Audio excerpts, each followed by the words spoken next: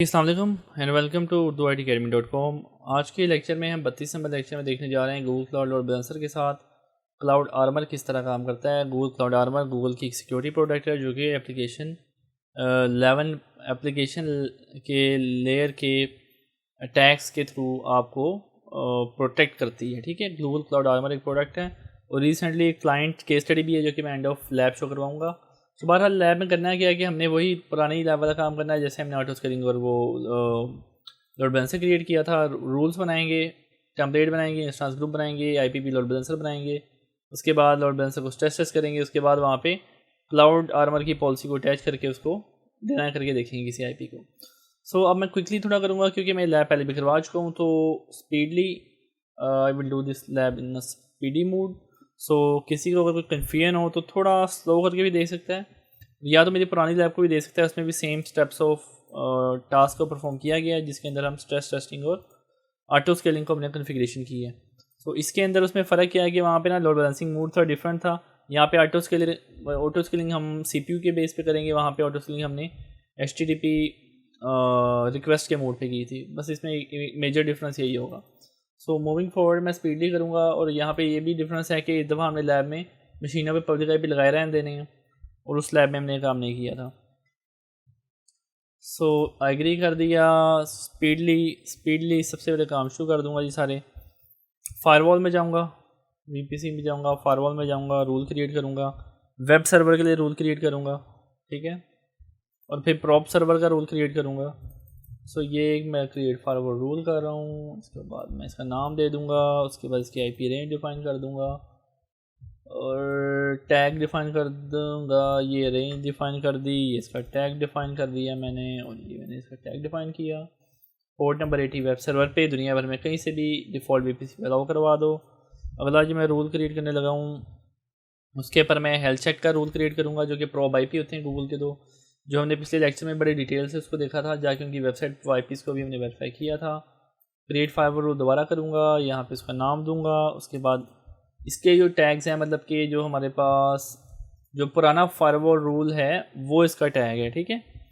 मतलब कि फायरवॉल के ऊपर फायरवॉल का रूल हमने मल्टीपल लेयर्स चलाई हैं। यहाँ पे प्रॉब्स आईपी दिए, यहाँ पे इसको मैंने डिफ़ाइन किया, ठीक है। नीचे आ गए डिफ़ॉल्ट आईपी दिया, अलाउ किया, प्रॉब्स आईपी दिए, टीसीपी यूडीपी सारी पोर्ट्स को अलाउ करवा दो, क्रिएट कर दिया।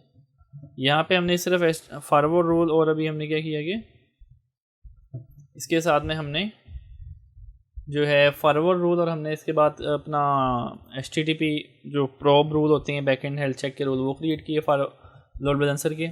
अब हम क्लियर करेंगे कि हम जाएंगे इसकी टेम्पलेट्स की तरफ, तो हम कंप्यूटर में चले जाते हैं। पहले हमने इमेज से काम किया था लास्ट लेक्चर में, जब हम कर रहे हैं टेम्पलेट के थ्रू, ठीक है। तो template create template, instance template. इस टेम्पलेट पे स्क्रिप्ट लगाएंगे जिसके थ्रू क्विकली सारा कुछ इंस्टॉल खुद ही हो जाएगा। लास्ट लैब में हमने वो मैनुअली मशीन बना के सारे टास्क परफॉर्म किए थे। सो अब पहले क्या करना है कि सबसे पहले हमने बनानी है टेम्पलेट नंबर 1, फिर हमने बनानी है टेम्पलेट नंबर 2, ठीक है।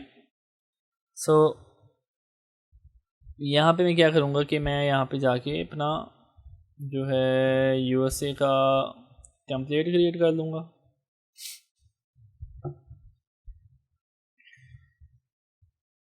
यूएस वेस्ट फोर्स सी टेम्पलेट,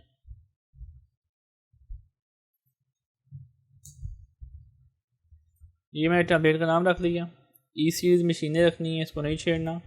सिर्फ और सिर्फ यहाँ पे जाके जो चीज़ हमने चेंज करनी है वो हमने इसके ऊपर एक स्टार्टअप स्क्रिप्ट डालनी है। उस स्टार्टअप स्क्रिप्ट के थ्रू उसके ऊपर अपाचे भी इंस्टॉल हो जाएगा, एक स्क्रिप्ट राइटअप भी इंस्टॉल हो जाएगा। मैं थोड़ा सा नीचे जाता हूँ। यूबुंटू बाय डिफ़ॉल्ट डेबियन नहीं होगा, उसको वहीं रहने देंगे। मेरिमिट में जाएंगे और स्टार्टअप स्क्रिप्ट ऐड करेंगे मीटा डाटा के थ्रू। ये क्या चीज़ है मैं आपको बताता हूँ कि मीटा डाटा में जो भी चीज़ पैरामीटर डिफरेंट डिफाइन कर सकते हैं, गूगल की ऑफिशियल डॉक्यूमेंटेशन में आप देख सकते हैं कौन कौन से आप मीटा डाटा प्रोवाइड कर सकते हैं। मीटा डाटा से क्या होता है, वो स्टार्टअप स्क्रिप्ट से क्या होता है, जो भी आप चीज़ें डिफाइन करते हैं वो चीज़ मशीन स्टार्ट होते हुए परफॉर्म हो जाती है। तो यहाँ पे मैंने एक शेल की स्क्रिप्ट परफॉर्म की है। वो शेल की स्क्रिप्ट अगर मैं आपको दिखाना चाहूँ तो वो शेल की स्क्रिप्ट है मेरे पास। ये स्क्रिप्ट के थ्रू क्या होता है जी, इस स्क्रिप्ट के थ्रू अपाचे इंस्टॉल होता है, लिनक्स अपडेट होती है और एक स्क्रिप्ट परफॉर्म करती है जो कि कुछ चीज़ें प्रिंट कर रही होती है मशीन की स्टैटिस्टिक्स ब्राउज़र के ऊपर। तो मैंने ये स्टार्टअप्स की भी यहाँ परफॉर्म कर दी। जब ये मशीन बनेगी तो उसी टाइम ये मेरी क्रिएट हो जाएगी, ठीक है। सबसे बड़ी चीज़ यहाँ पे ये है कि ये क्रिएट हो जाएगी। सो मूविंग फॉरवर्ड ई सीरीज़ दे दी मैंने यहाँ पे। उसके अलावा टैग्स को लगाना है। टैग्स मेरे पास होंगे जी, मेरे सबनेट को चेंज करना है क्योंकि मैं यूएसए की टेम्पलेट बना रहा हूँ। तो मैं थोड़ा सा ऊपर आ जाता हूँ, नेटवर्किंग के अंदर टैग्स भी डल जाएंगे मेरे और मेरा काम भी हो जाएगा। HTTP सर्वर पोर्ट नंबर 80 पे कहीं से भी ट्रैफिक आया तो अलाउ करवा दिया टैग के through.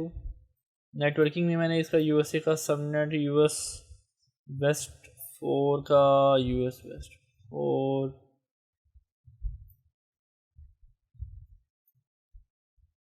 US central US west 1 US west 3 US west 4 का मैंने सबनेट दे दिया। और उसके बाद मैंने इसको कर दिया डन। IP को नहीं छेड़ा, पब्लिक IP रहने दिया क्योंकि मैंने इंस्टॉलेशन भी इसके ऊपर परफॉर्म करनी है और बगैर इंटरनेट के वो नहीं होगी, वरना मुझे उसके लिए क्लाउड DNS को दोबारा क्रिएट करना पड़ेगा क्लाउड राउटर के साथ, जो मैं दफ़ा नहीं कर रहा। मूविंग फॉरवर्ड मैं इधर जाता हूँ और मैं इसकी सिमिलर एक टेम्पलेट क्रिएट करता हूँ। क्रिएट सिमिलर किया और वहाँ पे यूरोप की वैल्यूज़ को चेंज कर दिया। तो यहाँ पे मैंने यहाँ पे US वेस्ट 4C, ठीक है, US मैं इसका नाम दे देता हूँ जी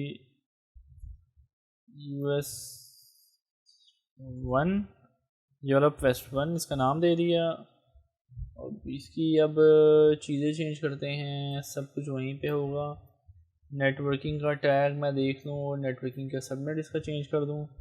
टैग ज़रूर लगा देना है, टैग मिसिंग है यहाँ पे। नेटवर्किंग टैग अटैच किया और मैंने नीचे जाके इसके ऊपर इसका सबनेट किया यूरोप वेस्ट 1 यूरोप वेस्ट 1 ये मैंने इसका सबनेट कर दिया और मैंने इसे डन कर दिया। उसके बाद मैंने कुछ भी नहीं किया। मेरे ईमेल में मेरी स्क्रिप्ट पहले की डली होगी, स्टार्टअप स्क्रिप्ट, जिसके थ्रू वो स्क्रिप्ट इंस्टॉल होनी है और मैंने क्रिएट कर दिया। अभी मशीनें क्रिएट नहीं होंगी क्योंकि टेम्पलेट बनाने से मशीन कभी भी नहीं बनती। इस टेम्पलेट के थ्रू मैंने बनाने हैं मैनेज इंस्टांस ग्रुप, ठीक है। सो यहाँ पे मैं गया, क्रिएट इंस्टांस ग्रुप इसी के थ्रू कर लिया। उसके बाद मैं जाके यहाँ पे इंस्टांस ग्रुप को क्रिएट करना शुरू किया। तो यहाँ पे मेरे पास US वेस्ट 4 का मिग बना लूँगा एक, ठीक है, इसका नाम दे दिया। यहाँ पे US वेस्ट 4 पहले ही आया हुआ है, मल्टीपल जोन कर दिया। यहाँ पे US वेस्ट 4 सेलेक्ट कर दिया। उसके बाद मैंने यहाँ पे मैक्सिमम 5 करने हैं दफ़ा, पहले लैब में सिर्फ 2 थे। उसके बाद यहाँ पे CPU यूटिलाइजेशन की बेसिस पे मैंने स्केलिंग करनी है कि 80% CPU यूटिलाइजेशन हो जाए तो तुम स्केल कर दो। एक के बाद 5 मशीनों तक तुमने इसको स्केल करना है। कूल डाउन पीरियड इसका थोड़ा कम रखेंगे, एप्लीकेशन छोटी है। 45% पे किया इसका कूल डाउन पीरियड और उसे मैंने कर दिया क्रिएट। कूल डाउन पीरियड क्या होता है कि आपकी एप्लीकेशन के जो बूट होने से VM की एप्लीकेशन चलने तक 45 सेकेंड आपको लगेंगे, इसे कहते हैं कूल डाउन पीरियड, कि आपकी एप्लीकेशन पूरी रनिंग स्टेट में आ जाती है। उसके बाद दोबारा जाता हूँ टेम्पलेट के अंदर। अभी यूरोप का काम कर लेते हैं, तो यूरोप वेस्ट 1 की टेम्पलेट बनाते हैं। क्रिएट मैंने इंस्टांस ग्रुप कर लेते हैं और यहाँ से मैं क्या करता हूँ कि मैं इसका जो नाम शाम चेंज कर देता हूँ। यूरोप वेस्ट 1 का मिल गया ये वाला। यहाँ पे मल्टीपल जोन्स कर देता हूँ यूरोप वेस्ट 1 के, यूरोप वेस्ट 1 के बेल्जियम के, यहाँ से यूरोप वेस्ट 1 टेम्पलेट कर दी। नीचे इसको मल्टीपल पे कर दिया, मैक्सिमम 5 कर दिए। एक से स्टार्ट करना है। कूल डाउन पीरियड 80% पे हमेशा की तरह, इसको डन किया। और यहाँ पे मैं थोड़ा सा नीचे आता हूँ। कूल डाउन पीरियड 45 सेकंड है मेरे पास एप्लीकेशन का और 80% मेरी CPU ऑटो स्केलिंग है कि अगर 80% लोड हो तो एक के बाद दूसरी मशीन तक जाओ और 5 मशीनें मैक्सिमम ऐड करो। VMs में जाऊँगा तो हमारा यहाँ पे मशीन बन गई होगी, होप सो USA वाली, और वो यूरोप की बन रही होगी। इसका IP पे कॉपी करता हूँ और वो स्क्रिप्ट के थ्रू ये मेरा IP मेरे कंप्यूटर का जिसके थ्रू मैं एक्सेस कर रहा हूँ अभी, मेरी मशीन का नाम जो कि मशीन का नाम है ये प्रिंट कर रहा है। उसके बाद सर्वर की लोकेशन बता रहा हूँ, ये region and zone US west 4C, region US west और 4C इसका जोन, ठीक है। मतलब ये स्क्रिप्ट सब कुछ प्रिंट करती है। अभी ये यूरोप के बारे में कुछ और डिटेल दे रहा हो और बन चुकी है तो refresh refresh refresh refresh. Europe वाली भी रेडी हो चुकी है। लेट्स सी वो सर्वर अपनी लोकेशन और वो क्या बताता है। मेरा IP सेम रहेगा, USA का था, सॉरी, यूरोप का, पब्लिक आई भी देता हूँ। तो यूरोप की मशीन अभी स्टार्ट हो रही होगी, तो give it some time, 45 seconds, तो थोड़ा सा टाइम चलने में लगेगा। और वो अभी डिफ़ॉल्ट पे है और वो अभी उस पर भी जाएगा। जो ये प्रिंट वाला पेज है ना, इस तरह का इस पर भी आ जाए, क्योंकि मशीन पे ना अभी स्क्रिप्ट एग्जीक्यूट हो रही है, बैकेंड में एग्जीक्यूट हो चुकी है। सो जी यहाँ पे यूरोप का अपना वो रीजन सब कुछ बता रहा है, अपना मशीन का नाम बता रहा है, अपनी जोन बता रहा है, जो कि ये डिटेल एग्जैक्ट यहाँ से कोरिलेट कर रही है, ठीक है, नाम और वो सारा कुछ सेम एग्जैक्टली है। सो इस स्क्रिप्ट के थ्रू हमें पता ये चला कि यार क्या चीज़ मशीन किस आईपी पे बैकेंड पे क्या चल रहा है। और अब हम क्या करेंगे कि हमने बैकेंड्स को वेरीफाई कर लिया है। अब यहाँ पे हमारे पास 3 चीज़ें आ रही हैं, जो क्लाइंट आईपी है, सर्वर लोकेशन और होस्ट नेम है, 3 चीज़ें मैं बता रहा है, ठीक है। सो अब मैं मूव ऑन करूँगा। अब यहाँ पे डायग्राम अगर मैं आपको दिखाना चाहूँ, डायग्राम जो है मेरी कॉपी इमेज एड्रेस, तो हम इस आर्किटेक्चर पे काम कर रहे हैं। आप अगर श्योर नहीं हैं, आप ऑटो स्केलिंग और लोड बैलेंसर का लेक्चर इससे पहले वाला देख सकते हैं। इंटरनेट से मेंटर हो रहे हैं, यानी कास्ट आईपी है, लोड बैलेंसर का जो हम क्रिएट करने लगे हैं चीज़ें, ये वाली हेल्थ चेक वगैरह सारा काम हम करेंगे। ये काम हम नीचे वाला अभी तक कर चुके हैं, मिग बना चुके हैं, फिर 5 मशीनें मैक्सिमम होंगी, 1 मिनिमम होगी, वीपीसी है, और ये हमारा हेल्थ चेक और ये सारा काम हम करने लगे हैं। और यहाँ पर हमारा क्लाउड आर्मर की पॉलिसी को अप्लाई करते हैं बैन करने की आईपी को। सो मूविंग फॉरवर्ड, अब मेरा क्या काम रह गया है? मेरा काम रह गया कि मैं एक लोड बैलेंसर क्रिएट करूँ जो कि लोड बैलेंसिंग को परफॉर्म कर रहा होगा।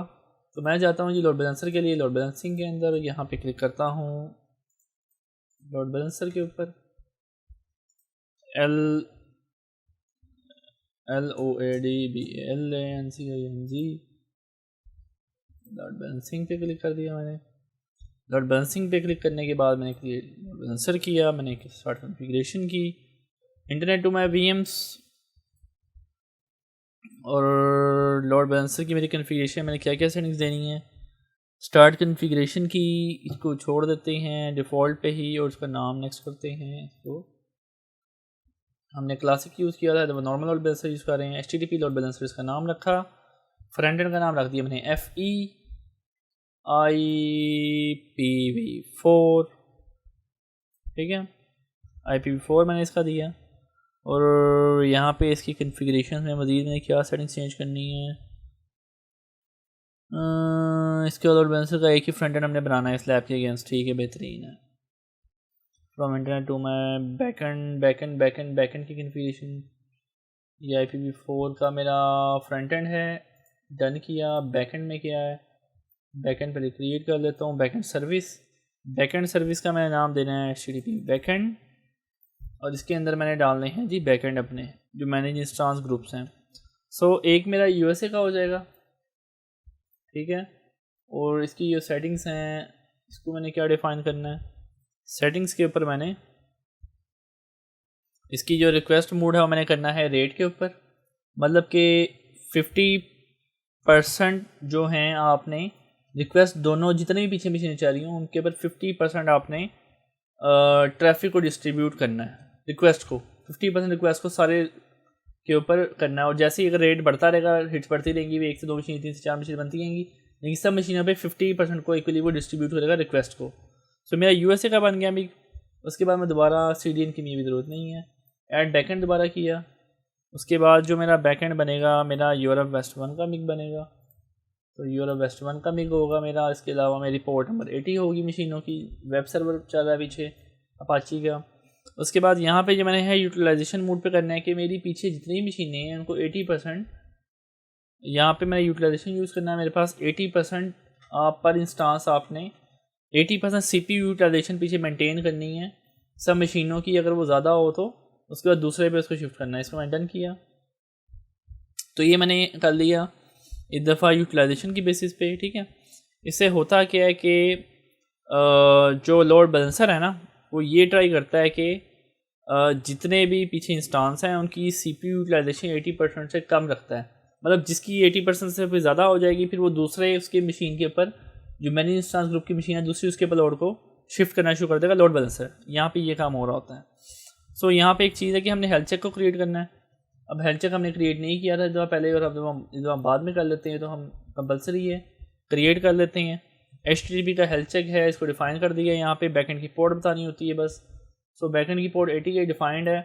हर 5 सेकंड बाद 5 अगर तुम्हें टाइम आउट रिसीव हो 2 दफ़ा अगर, तो तुमने उसे अनहेल्दी कर देना है या हेल्दी कर देना है। ये कॉन्सेप्ट ऐसे ही है, हर 5 सेकंड बाद तुमने 5 पिंग्स भेजनी है अगर टाइम आउट आता है, और अगर दोबारा 5 सेकंड बाद तुम करते हो टाइम आउट आता है 5 सेकंड तक 2 दफ़ा, तो उसे अनहेल्दी या हेल्दी तुमने कंसीडर करना है। ठीक है, ये इसका हेल्थ चेक स्टेटस होता है, ऐसे हमने क्रिएट किया और ये हमने अभी कुछ भी नहीं करना। अब ये है कि अब हमने इसको यहाँ सेटिंग दे दी। लॉगिंग कोड बता था, लॉगिंग की वैल्यू 0 पॉइंट्स लेके 1 तक होती है। तो हमने जितने भी इनकी सैम्पल लॉगिंग कोड पीछे लोड बैलेंसर के पीछे इसकी लॉग्स को रेस करना है, तो मैं क्रिएट कर दूँगा इसको। ये ओके कर दिया मैंने। उसके बाद जो मेरे पास आती है फ्रंट एंड। अच्छा जी, फ्रंट एंड की मैं बात करता था, IPv4 का एक फ्रंट एंड बन गया था मेरा। ये मैंने IPv4 का बना दिया था। ठीक है, अब मैं FE बना देता हूँ IPv6 का। FE IPv6, और ये वाला मेरे पास IPv6 हो जाएगा और डन कर दूँगा। सो ये वाला क्या है जी, IPv4, और ये क्या है IPv6। मतलब मेरा लोड बैलेंसर दोनों तरह की रिक्वेस्ट को सर्व कर रहा होगा, इसका ये मतलब है। ठीक है, सो मूविंग फॉरवर्ड मेरी लोड बैलेंसर की कॉन्फ़िगरेशन बिल्कुल ठीक हो गई है। राउटिंग रूल्स को मैंने डिफाइन इसलिए नहीं किया कि जितनी भी ट्रैफिक आए वो स्लैश रूट के ऊपर पीछे इस बैकएंड के ऊपर, इसके ऊपर 2 पीछे मैंने इंस्टेंस ग्रुप डाल देंगे, इसके ऊपर टोटली डिस्ट्रीब्यूट कर दो, इसका ये मतलब है। रिव्यू एंड फाइनलाइज किया। रिव्यू एंड फाइनलाइज करने के बाद ये मेरा एंड था इसका, और इसे मैंने क्रिएट कर दिया। सो ये क्या कर रहा है कि मेरा एक लोड बैलेंसर क्रिएट कर रहा है जिसके बैकएंड पे ये मेरी 2 अनमैनेज इंस्टेंस ग्रुप है, जिसके ऊपर ये मैनेज इंस्टेंस ग्रुप है जिसके ऊपर मेरी ये 2 मशीनें चल रही हैं। सो अभी ये लोड बैलेंसर क्रिएट हो रहा है, और मैं अगर आपको इंस्टेंस ग्रुप्स दिखा दूं तो वो यहाँ पे एक्टिव और स्टेबल होंगे। ये देखें, ये मेरे इंस्टेंस ग्रुप एक्टिव और स्टेबल हैं। लास्ट लैब में हमारे पास वो उस पर एक ना ट्रायंगल साइन दे रहा था, वो इस वजह से कि हमने HTTP यूटिलाइजेशन मोड के ऊपर ना ऑटो स्केलिंग परफॉर्म की थी। लेकिन यहाँ पे हमने इस दफ़ा जो है CPU काउंट के बेस पे किया है, तो अभी वो हेल्दी है। CPU काउंट वगैरह 80 तक हिट नहीं किया हुआ। लोड बैलेंसर मेरा जनरेट हो रहा है, इसके ऊपर एक IPv4 और IPv6 का फ्रंट एंड जनरेट हो जाएगा। बैक एंड में वो जो इंस्टेंस ग्रुप हैं मैनेज्ड, वो उसके बैक एंड होंगे। सो इसको थोड़ा सा टाइम देते हैं, मैं वीडियो पॉज कर रहा हूँ, इसको क्रिएट होने देते हैं। Now I have resume the video. मेरा लोड बैलेंसर क्रिएट हो चुका है। मैं अगर यहाँ पे जाऊँ तो क्या करेगा ये, इसको देखते हैं। इसको हम देखते हैं जी, हमें क्या दिखाता है। It's becoming active and it will back in a while. तो थोड़ा सा हमें वेट करना पड़ेगा इसको एक्टिव करने के लिए। ये भी एक्टिवेट नहीं हुई इसकी सर्विसेज, तो ये मुझे कुछ यहाँ पे नहीं दिखा रहा। ठीक है, सो कंट्रोल शिफ्ट टी।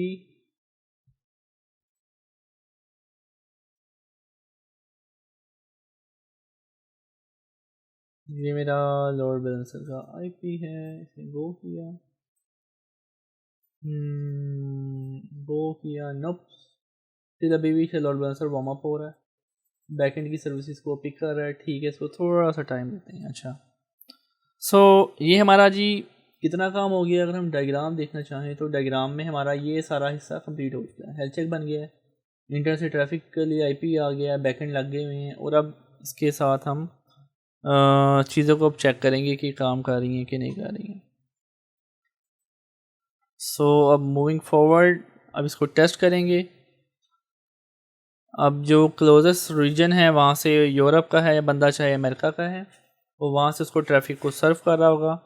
सो अब हमने लोड बैलेंसर को चेक करने के लिए एक स्क्रिप्ट भी थी, last time I performed it. इसको it should work I think. Okay, अब ठीक है, वर्क करना शुरू हो गया। थोड़ा सा इतना टाइम नहीं है। सो जी मेरे पास क्या डिटेल आ रही है, जो मेरे पास अगर मैं डायरेक्ट IP डाला था मशीनों का तब भी आ रही थी। अभी ये राउंड रोबिन एल्गोरिथम के ऊपर काम कर रहा है।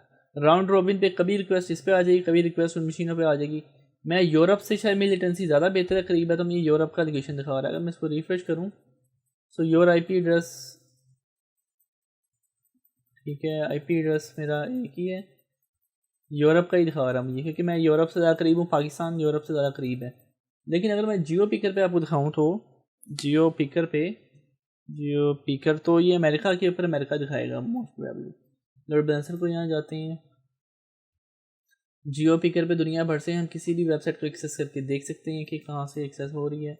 तो वहाँ पे अगर यूएसए है तो यूएसए से मुझे यूएसए दिखाएगा। यहाँ पे ये मुझे ना करीब तरीन, मैं अब लोड बैलेंसर की खूबसूरती क्या है कि मुझे जो करीब तरीन यूज़र होता है ना, यूज़र जो करीब तरीन होता है उसको वहाँ से एक्सेस करवाता है वीएम्स को। तो मैं करीब तरीन हूँ इस आईपी के, जिसकी वजह से मुझे यहाँ से एक्सेस करवा रहा है।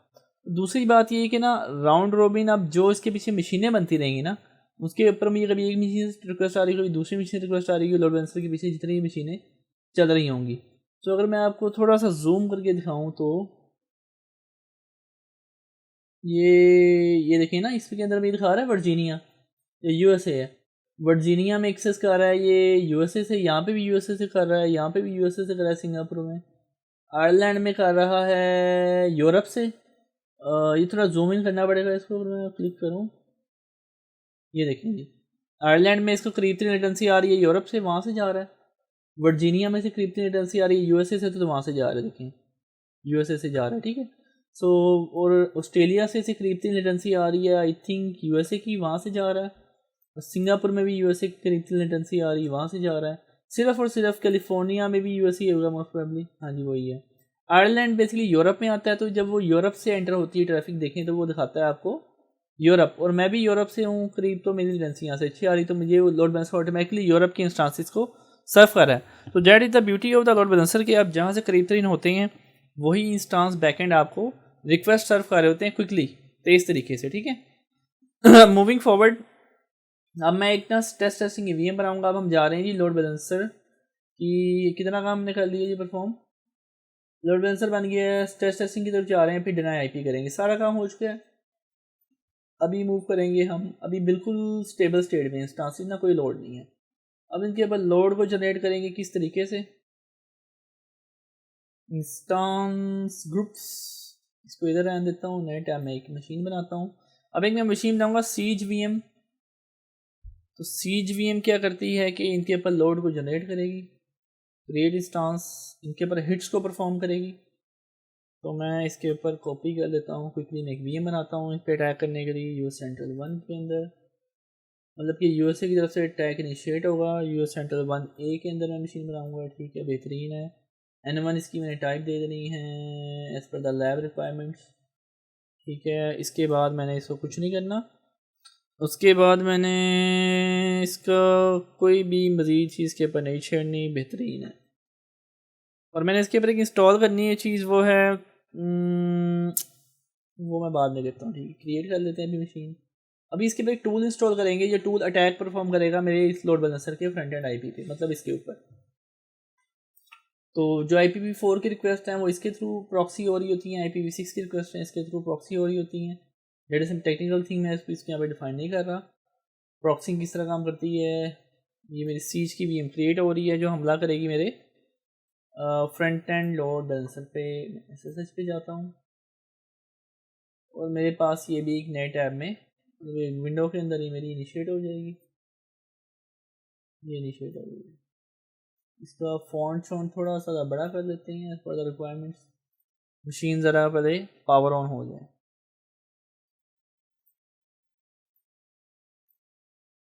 कीबोर्ड का जी थोड़ा सा हम कर देते हैं, आपने फॉन्ट बढ़ा, ये लार्ज कर लिया और ये मैंने क्लियर कर दिया, ठीक है। सो जिस पे टूल की इंस्टॉलेशन करेंगे कमांड लगा के, एक दो टूल के है जी हमारे पास, सीज का टूल है, डेबियन पे इंस्टॉल कर रहे हैं, डेबियन पे apt-y इंस्टॉल। उसके बाद एक्सपोर्ट करूँगा यहाँ पे लोड बैलेंसर का आईपी, जो कि मेरा एक वेरिएबल है जो कि इस वीएम पे स्टोर हो जाएगा, पेस्ट किया। और लोड बैलेंसर का आईपी मेरे पास है ये कॉपी किया मैंने, कॉपी किया, उस मशीन पे मैं ना सेव करवा रहा हूँ कि मेरा लोड बैलेंसर का आईपी ये है।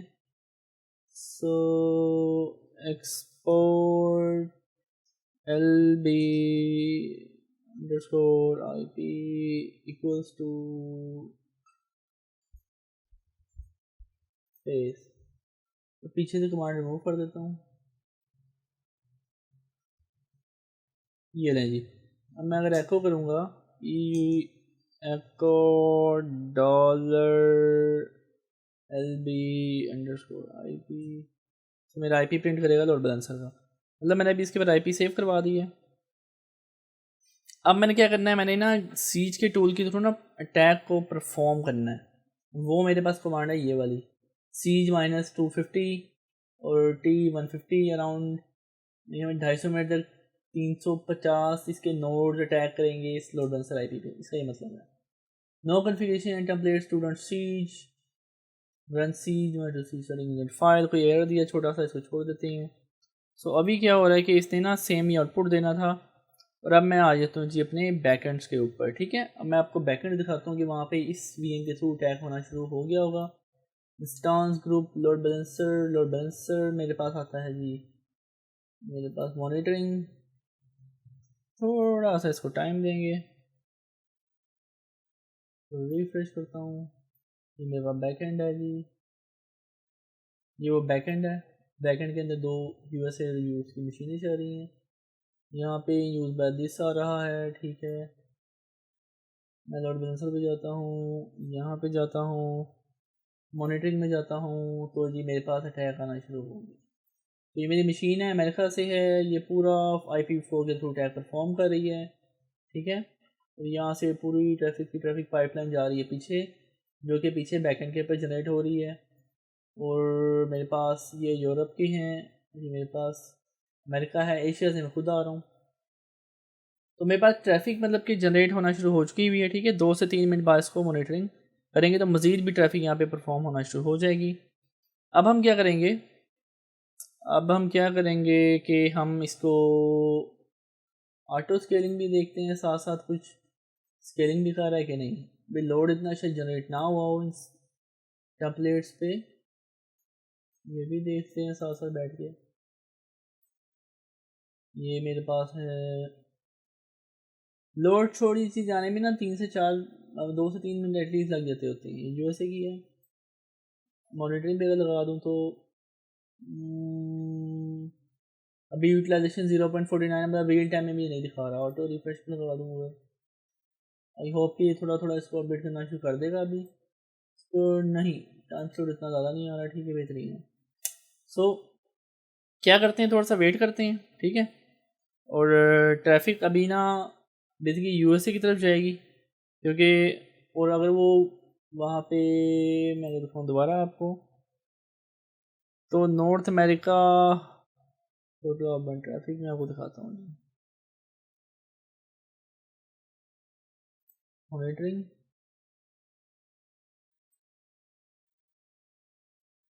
ये अमेरिका है कंटिनेंट। अब यहाँ से जो मेरी मशीन थी ना, वो ट्रैफिक मेरे पास पुट कर रही है। अब यहाँ पे जो front end total outbound north America 2 backend हैं, 2 से 3 मिनट में इसको देखना है। ट्रैफिक US4C की तरफ इंक्रीज़ करेगी, और जो मेरा ऑटो स्केलिंग का अकाउंट लगा हुआ था उसके ऊपर वो इंक्रीज़ कर रहा होगा टेम्पलेट के बेस पे। मैं अगर इसे रिफ्रेश करूँ तो ऑटो स्केलिंग भी ऐसा ऐसा भी परफॉर्म होना शुरू हो जाएगी after some time. Closes backend load जब ज़्यादा होगा तो बैकएंड चेंज हो जाएंगे। ठीक है, पहले USA की तरफ लोड आएगा ज़्यादा, यहाँ से USA की तरफ लोड आएगा। जैसे ही यहाँ पे कैपेसिटी कम हो जाएगी तो यूरोप की तरफ भी लोड डिस्ट्रीब्यूट होना शुरू हो जाएगा। लेकिन इसको मॉनिटर करने में it will take some time. दोबारा आ जाते हैं, बैकएंड करते हैं, रिफ्रेश करते हैं, यहाँ पे दोबारा आ जाते हैं, मॉनिटरिंग पे जाते हैं। तो ये है कि अभी लोड यहाँ पे आहिस्ता सा अमेरिका कंटिनेंट और यूरोप, देखें बैकएंड सर्विस कौन सी है जी मेरे पास, दोनों पे अब लोड को डिस्ट्रीब्यूट करना शुरू कर दिया। आई थिंक ये एक आ रही है ब्लू वाली अपनी जो है यूरोप से, और अमेरिका वाली यहाँ पे येलो, और आई थिंक ये एशिया को रिप्रेजेंट कर रही है। इसको मिस कर देता हूँ। ऑटो स्केलिंग परफॉर्म हुई है कि नहीं लोड के ऊपर, ये भी देख लेते हैं। नहीं, ऑटो स्केलिंग से परफॉर्म नहीं है अभी, क्योंकि वो जो लास्ट में लैमिक कमांड परफॉर्म की थी उससे पैकेट साइज बहुत बड़ा था। अभी हमने सिर्फ ट्रैफिक मॉनिटरिंग यहाँ पे बैठ के मॉनिटर किया है, और कंजम्पशन लोड शोड सब कुछ मुझे बिल्कुल ही नॉर्मल लग रहा है इस पर। तो ओवरव्यू में आ जाता हूँ। ये मेरा USA का मिग होगा, USA का जो मिग है। ठीक है, इस USA के मिग के थ्रू ट्रैफिक आ रही है, हिट काउंट, और अभी भी यूटिलाइजेशन 0.48 है, क्योंकि मिनिमल है, बेहतरीन है। ठीक है, अब हम क्या करने जा रहे हैं, तो हमने सीज को कर देना stop as per the lab instructions. इसको हमने सीज बल्कि कंप्लीट हो चुका है, उसने कोई availability, eclipse time, data transfer और ये काफ़ी चीज़ें बताई हैं, सक्सेसफुल ट्रांजेक्शन कितनी हुई हैं, इसने काफ़ी सारी चीज़ें ना उसके ऊपर परफॉर्म की हैं। सो अब हम क्या करेंगे कि हमने जाके ना सीज का जो आईपी है ना उसको करना है ब्लॉक। ठीक है, और वो किस तरह करना है, अब ये मैं आपको बताता हूँ कि हम जाएंगे लोड बैलेंसर के ऊपर, हम जाएंगे लोड बैलेंसर के ऊपर, लोड बैलेंसर है, यहाँ पे क्लाउड आर्मर है, क्लाउड आर्मर बल्कि यहाँ से डायरेक्टली आ जाती है, क्लाउड आर्मर पॉलिसी अंदर से बन जाती है वैसे, लेकिन हम ये बाहर से क्रिएट कर रहे हैं डायरेक्ट टूल के ऊपर जाके। सो यहाँ पे क्या है जी, क्रिएट पॉलिसी पे क्लिक करूँगा, क्रिएट पॉलिसी में नाम इसका दूंगा सीज डिनाई लिस्ट, उसको डिनाई करो मेरी वीएम को जो हमला कर रही है। बाय डिफॉल्ट एक्शन होता है अलाउ, पहला रूल होता है अलाउ। ठीक है, और इसको हम कर देंगे नेक्स्ट स्टेप। उसके बाद एक और रूल को ऐड करेंगे दोबारा से, यहाँ पे रूल जो ऐड करेंगे, यहाँ पे हम उसको जो रूल है उसकी जो मैच कंडीशन है यहाँ पे डाल देंगे आईपी ऑफ सीज वीएम, जो कि मेरे पास है, इसका आईपी देंगे, ये मैं कॉपी कर देता हूँ, 4 ये दे दी, इस कंडीशन को मैच करेगा, अगर ये आईपी होगा उसको डिनाई कर देगा, देखिए 403 ये ऊपर है, उसके बाद बाकी सारे आईपीस को अलाउ कर देगा। ठीक है, सो आगे क्या मेरे पास ऑप्शन आ रहे हैं जी, डिनाई का ऑप्शन आ रहा है। ठीक है, बेहतरीन है। डिनाई स्टेटस मैंने क्या देना है, 403 फॉरबिडन देना है। उसके अलावा प्रोटी इसकी 1000 कर दूंगा, तो देखते हैं क्या करता है 1000, ये ठीक है। लोएस्ट प्रोटी पहले हिट होगी, और जो हाईएस्ट प्रोटी है वो दो, काफ़ी बड़ी अमाउंट है, तो जो लोएस्ट प्रोटी होती है फायरवॉल में हमेशा वो पहले सुनी जाती है। इसे डन किया। सो अब एक रूल था बाय डिफ़ॉल्ट अलाउ वाला, फिर एक डिनाई वाला, और डिनाई वाला पहले प्रोटी लो है तो वो पहले सुना जाएगा। उसके बाद नेक्स्ट किया, उसके बाद इसके ऊपर जो हमने दिए बैकएंड टारगेट्स देने हैं। ठीक है, तो बैकएंड टारगेट्स में क्या हमने चीज़ डिफाइन करनी है, बैकएंड टारगेट्स में हमने देना है इसका बैकएंड एचटीटीपी का, ये टारगेट किया और ये मेरा बैकएंड एचटीटीपी लोड बैलेंसर का बैकएंड दे दिया, जो मेरी मशीन है इसके पीछे। ठीक है, उसके बाद नेक्स्ट स्टेप मैंने किया, और मैंने इस पर क्या करना है कि मैंने इसको क्रिएट अ पॉलिसी कर देना है, और मेरा ये क्रिएट हो चुका है। इसको थोड़ा सा टाइम लगेगा पॉलिसी की यहाँ पे रेडी होने में, और मैं दोबारा सीज की वीएम से अटैक परफॉर्म करूँगा तो ये अब इसको डिनाई करना शुरू कर देगा। So give it some time, ये मेरा क्रिएट हो चुका है। ठीक है, बेहतरीन है। अभी हम क्या करेंगे, सीज की वीएम से ना, ये पॉलिसी हमारा काफ़ी ज़ब्दार है, इसके अंदर क्या चीज़ें बनाएंगे, जो हमारी क्लाउड आर्मर की पॉलिसीज़ हैं ये डिफाइन हो चुकी हैं यहाँ पे। अभी हम वेरीफाई करेंगे हम सीज की वीएम से लोड बैलेंसर तक जा पा रहे हैं कि नहीं जा पा रहे हैं, पहली बात। ठीक है, सो मैं क्लियर करूँगा, कल के थ्रू हम ब्राउज़र बेस एक्सेस लेते हैं CLI की। सो वो मुझे बता रहा है कि फलां जो आईपी है, your IP address is this, host name is this, मतलब 188 वीएम का आईपी है। होस्ट नेम मीन से यूएसए को टच किया, जाकर देखिए ना यूएसए से करीब है। फिर दोबारा मैंने किया, उसने यूएसए को टच किया, तो यूएसए से मशीन करीब है तो यूएसए को टच कर रही है जाके, उसकी वो चीज़ें उसके ऊपर प्रिंट हो रही हैं जो उसके अंदर सेव हुई हुई हैं। सो अभी क्या होगा कि अब मैं इसके ऊपर जाके क्या करता हूँ कि should do not look copy, ठीक है, बेहतरीन है। It will take some time, पहले ये कल हो रहा था लेकिन अब ये इसको थोड़ा सा ब्लॉक करना शुरू कर देगा। इसकी वजह ये it will take some time, क्योंकि हमारी पॉलिसी ने एक्टिव अभी भी हमने की है। अब हमने पॉलिसी में इस आईपी को ही डिनाई कर दिया तो ये वहाँ पे कुछ भी नहीं कर सकता। और गिव इट सम टाइम, या फॉरबिडन भी थोड़ी देर में आ जाएगा। अगर मैं देखूँ अभी तो आ गया फॉरबिडन आ गया। ये लास्ट मैसेज आप देख रहे हैं, मैं अक्सर क्लियर कर देता हूँ। पहले आईपीज में मुझे वो बता रहा था, पहले हिट्स में मुझे कल के वो बता रहा था कि आपके पास मैं आईपी लेके आ रहा हूँ, होस्ट नेम लेके आ रहा हूँ, अब वो फॉरबिडन पे ले आया, क्योंकि फॉरबिडन हमने वो फायरवॉल रूल में सेट किया है डीडोस के। अच्छा, मैं दोबारा से कर देता हूँ कल। ये क्या बताता है, व्यू मीटा पर फिलहाल title 403 access denied forbidden. Forbidden print कौन करवा रहा है, ये रूल प्रिंट करवा रहा है जो मैंने डिफाइन किया है। ठीक है, तो लॉग्स के अंदर जाएंगे, इसके व्यू पॉलिसी लॉग्स के अंदर चले जाएंगे।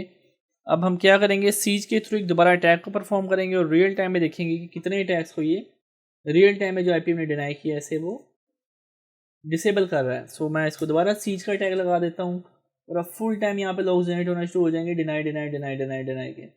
मैं यहाँ पे क्लोज करता हूँ और मैं यहाँ पे कर देता हूँ स्ट्रीम लॉग्स पे,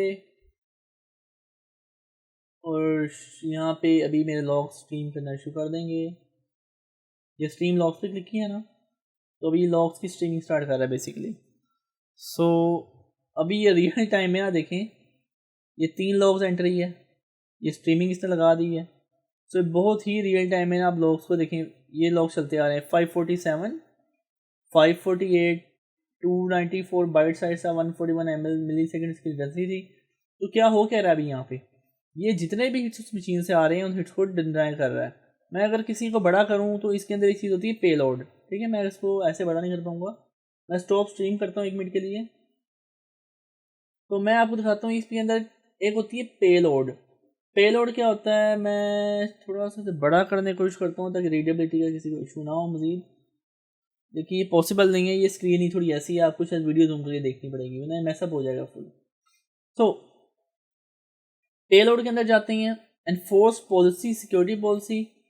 इस पॉलिसी के अंदर वो कहता है डिनाई, और उसका नाम क्या पॉलिसी का, डिनाई सीज, और प्रायोरिटी इसकी 1000 है, और ये रिमोट आईपी इसका ये है जो कि उसे हिट कर रहा है। सो इसका denied by security policy status details आ रही हैं। तो हो क्या रहा है बेसिकली कि ये जो भी जितने भी हिट्स कर रहा है इस बार सीज, इन सबको ब्लॉक कर रहा है बैठ के ये हमारा जो है ये क्लाउड आर्मर रियल टाइम में, और ये इसकी लॉग जनरेट हो रहे हैं यहाँ पे। अगर मैं इसको दोबारा से इसके ना पेलोड के अंदर इसके सारी स्टैटिस्टिक्स आती हैं कि कैसे क्या कितनी पेलोड को हमने हमेशा देखना होता है। सो इनफोर्स सिक्योरिटी पॉलिसी है ये हमें बता रही है कि हमारे पास ये डिनाई सीज लिस्ट का जो एक रूल बना हुआ है ये वाला, इसके अगेंस्ट वो उसे ब्लॉक कर रहा है। तो डिनाई सीज के अगेंस्ट वो उसे कर रहा है, डिनाई लिस्ट सीज के अगेंस्ट से वो कर रहा है डिनाई, और प्रायोरिटी इसकी अराउंड 1000 की प्रायोरिटी भी डिफाइन कर रहा है, पूरी डिटेल हमें इंटरनल नेटवर्क की वो दे रहा है। सो इस तरीके से हम किसी भी आईपी को लोड बैलेंसर लेवल पे ब्लॉक करना चाहें तो हम लोड बैलेंसर में ऐसी कोई कैपेबिलिटी नहीं है। लोड बैलेंसर लेवल पे आपने कोई कंट्री को ब्लॉक करना हो, किसी चीज़ को ब्लॉक करना हो, तो आपको गूगल क्लाउड आर्मर को इस्तेमाल करना पड़ता है। और ये टॉप और WSP टॉप 10 अटैक्स के थ्रू भी आपको प्री डिफाइंड टेम्पलेट्स के थ्रू आपको ये उनसे भी महफूज करता है जो क्लाउड आर्मर की प्रोडक्ट है गूगल की। अच्छा ये that is something out of the scope of the lab. देखिए मैंने अभी रियल टाइम करके देखी है चीज़, मैंने क्या किया, मैंने एक रूल क्रिएट किया है। मैं आपको दोबारा इस चीज़ डिटेल से दिखाता हूँ। एक रूल क्रिएट किया है गूगल क्लाउड की CLI को इस्तेमाल करते हुए। वो रूल क्या करता है कि मैंने कंट्री को ब्लॉक करना है, ठीक है। सो मैंने जियो फिल्टरिंग के थ्रू एक कंट्री को ब्लॉक करने के लिए क्या किया, मैंने एक जी क्लाउड कंप्यूट की कमांड इस्तेमाल की ये वाली, जिसके थ्रू एक पॉलिसी क्रिएट हुई है। ये पॉलिसी है, तो सबसे पहले है पॉलिसी बनती है ब्लॉक ऑस्ट्रेलिया की पॉलिसी। उसके बाद मैंने क्या किया है, इसमें क्लोज करता हूँ। इसके बाद मैंने क्या किया है कि मैंने पहले एक पॉलिसी क्रिएट की, तो बाय डिफ़ॉल्ट एक हाई प्रायोरिटी हो गई रूल, फिर एक लो प्रायोरिटी रूल डिफाइन किया जिसको अगर एडिट करके दिखाऊँ तो एडिट में क्या चीज़ आती है, ब्लॉक ऑस्ट्रेलिया इसका नाम डाला, और एडवांस मोड में जाके इसने क्या किया कि origin code equals to AU ऐसे कर दिया अब डिनाई, मतलब ऑस्ट्रेलिया से कोई भी आता है ब्लॉक कर दो, ठीक है। इसे मैंने कैंसिल कर दिया। और मैंने इसके बाद क्या किया कि मैंने जो है जियो पिकर पे जाके ऑस्ट्रेलिया से दोबारा एक रीजन टेस्ट चलाया, तो ऑस्ट्रेलिया से जाके मैं कह रहा है फॉरबिडन ब्लॉक, ये देखें ऑस्ट्रेलिया को उसने ब्लॉक कर दिया। तो दोबारा थोड़ा सा प्ले ऑन करते हैं, आई थिंक ब्राज़ील को थोड़ा ब्लॉक करके देखता हूँ। इसके अंदर दोबारा अगर मैं कॉपी करना चाहूँ तो how does it works, let me check it again. ये पॉलिसियाँ आ गई, ठीक है। यहाँ एडिट किया, इसके अंदर ना नाम तो ऑस्ट्रेलिया है वैसे, लेकिन इसके अंदर ना उसको भी डाल देता हूँ, मैं USA को भी डाल देता हूँ। मैंने जी एडिट किया है इसको, इसका करते हैं जी कॉपी ये चीज़ की यहाँ की, पेस्ट USA भी ब्लॉक कर दो, देखिए सेव। सो अभी क्या कर रहा है कि हमें थोड़ी सी मिसमैचिंग हो गई है, नहीं इस तरह करने दे रहा, मुझे शायद एक पॉलिसी और क्रिएट करनी पड़ेगी इसके अंदर। सो मैं ऐड रूल करूँ, ब्लॉक यूएस कर देता हूँ, एडवांस मोड पे करता हूँ, एक्सप्रेशन डिफाइन करनी है। सो मैं ये यहाँ से कॉपी कर लेता हूँ, बल्कि पुराने वाले से कॉपी कर लेता हूँ चीज़ को ना।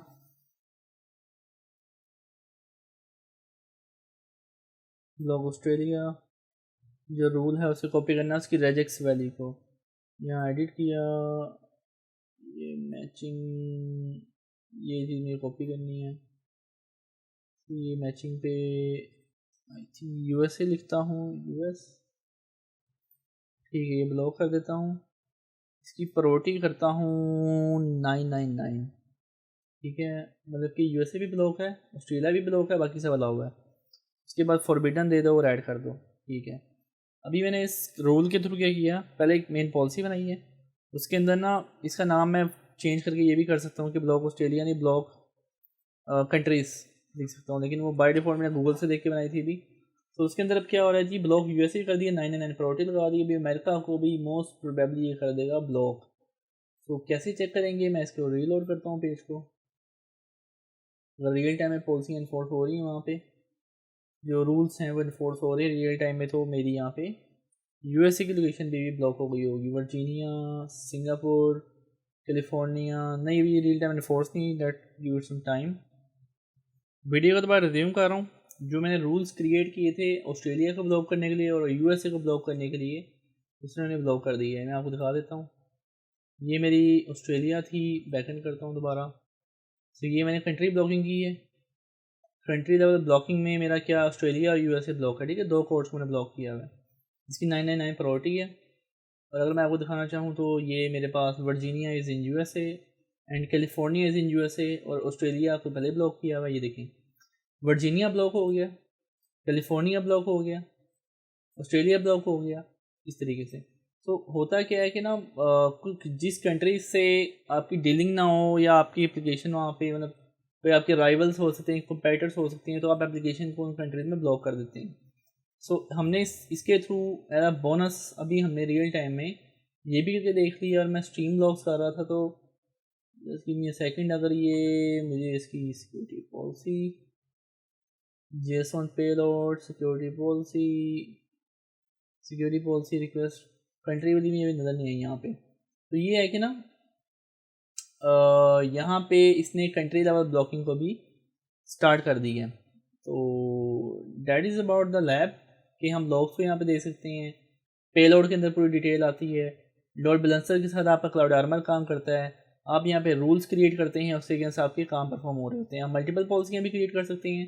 पहली पॉलिसी डिनाई की जो हमने लैब के लिए परफॉर्म की थी, दूसरी पॉलिसी जो मैंने कंट्री ब्लॉकिंग अपनी टेस्टिंग के लिए परफॉर्म की थी, जिसके अंदर पहले मैंने ऑस्ट्रेलिया का ब्लॉकिंग की, फिर मैंने यूएसए की ब्लॉकिंग की, और उसके बाद मैंने यहाँ पर एक लोकेशन चेक किया था, वो मेरी कंट्रीज ब्लॉक हो चुकी हैं। तो that is the beauty of the cloud armour, कि आपको कंट्री लेवल ब्लॉकिंग की फैसिलिटी भी यहाँ पे मिलती है, और टॉप और WSP टॉप 10 रिस्क को भी मिटिगेट कर सकते हैं, उसकी भी pre defined policy sets define होते हैं, but that is not the scope of the lab. मैं इसको यहाँ पे क्लोज कर रहा हूँ, और ये हमारी आज की थी लैब। तो जी सिक्योरिटी थी, डिनाइल लिस्ट करके दिखाई, और ये सारा काम था। लोड बैलेंसर के साथ क्लाउड आर्मर काम करता है। उसकी केस स्टडी अगर मैं आपको दिखाऊं तो इसकी मैं केस स्टडी आपको दिखाता हूँ। एक अभी रिसेंटली आर्टिकल पब्लिश हुआ था गूगल के ऊपर, मैं रिज्यूम कर रहा हूँ। अभी 18 अगस्त 2022 को एक आर्टिकल पब्लिश हुआ था, जो कि Google blogs third record breaking DDoS attack in many months. इसके अंदर क्या था कि इसने गूगल क्लाउड आर्मर इस्तेमाल किया था, ठीक है।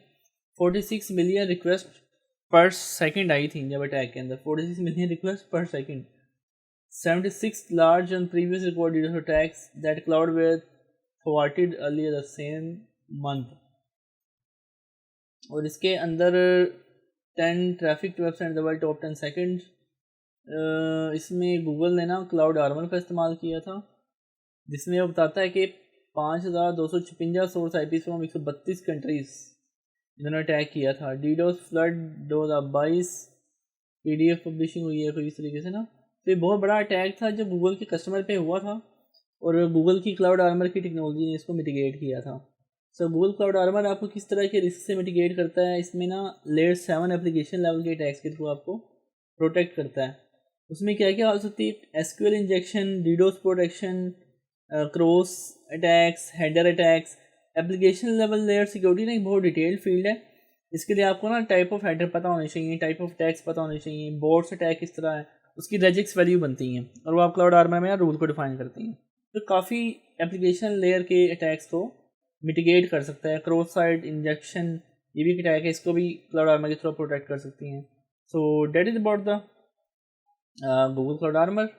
उसने यहाँ पे भी न्यूज़ डाली हुई है, यहाँ पे इसके अटैक्स वगैरह आए होंगे तो बोलते हैं 46 मिलियन रिक्वेस्ट पर सेकंड का इसने यहाँ पे दिखाया हुआ है अटैक एनालिसिस इन पाइपलाइन। तो यहाँ पे बताता है कि cloud load balancer cloud armour adaptive protection थी यहाँ पे। इसके बाद उसने यहाँ पे किसी की कस्टमर का नाम दिखाया हुआ है जिसके लिए वो काम कर रहे होंगे, शायद ये अटैक को प्रिवेंट किया जिसने। सो ये इसका बैकएंड उन्होंने हाइड किया हुआ है। 1 जून 2022 को अटैक हुआ था इन पे, और अगर मैं इसको थोड़ा माइनस करूँ तो कॉन्फिडेंस 99.13% था उसका अडेप्टिव का, और अलाउड रिक्वेस्ट भी आ रही थी और डिनाइड भी जा रही थी। ब्राज़ील से अटैक हुआ था, इंडिया से और रशिया से और 1-2 कंट्री से भी। अटैक की लाइकलीहुड और वो सारी इसकी बता था, रीजन कोड्स, यूज़र एजेंट्स जो होते हैं कौन कौन से थे काइंड ऑफ। तो ये गूगल का क्लाउड आर्मर बड़ी स्ट्रॉन्ग प्रोडक्ट है। ये सिक्योरिटी प्रोफेशनल्स हैं वो इसकी डिमांड करते हैं, ये उन्हें एप्लीकेशन लेवल सिक्योरिटी रिक्वायर्ड होती है। तो that was I don't case study. तो फिर इंशाल्लाह नए किसी टॉपिक के साथ आपकी खिदमत में हाजिर होंगे, और तब तक करिए अल्लाह हाफिज़।